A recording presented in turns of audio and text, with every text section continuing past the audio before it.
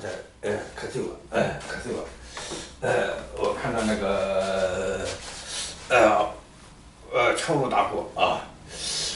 敲锣打鼓啊，那个好像是在50、60年代那个招贴画上的啊，中国的招贴画上的那些农民呐、以农民为主，以工农兵呐、在敲锣打鼓，在敲锣打鼓，敲锣打鼓的敲的是个就发出来的共振了共振了共振了敲锣打鼓敲锣打鼓他们生活非常艰辛，但为了洗脑，现场就有一个，就是他们觉得很幸福，他们觉得很幸福，他们觉得很幸福，他们那时候想到的也就是。好像能够有一个地方居住，有饭吃，然后能听到毛主席的声音啊，这就是他们的幸福了啊，这就是他们的幸福啊，就是他们的幸福啊，等也在敲鼓，敲鼓的这个，产生的共振波啊，产生的共振波啊，产生的共振波就让人咳嗽啊，应该叫他们不要敲了啊，应该告诉他们了，时代已经变了啊，时代已经变了，毛泽东也早就走了，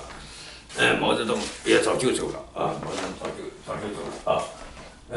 你们那时候的这个所谓的幸福啊，是建立在西甲的宣传上的啊，实际上你们生活的很痛苦啊，你们实际上是宣传的很痛苦，那个时候的美国啊。基本上每个家庭都有好几部汽车了啊！中国的自行车，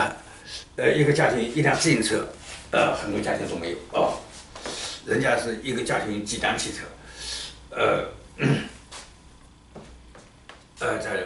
你们那是个连一个自行车啊，一个家庭有一辆自行车，这个都很奢侈，都很多都达不到。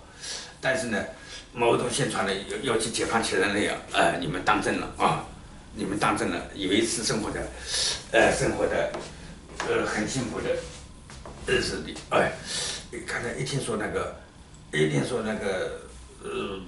美国家庭有多个汽车啊，自己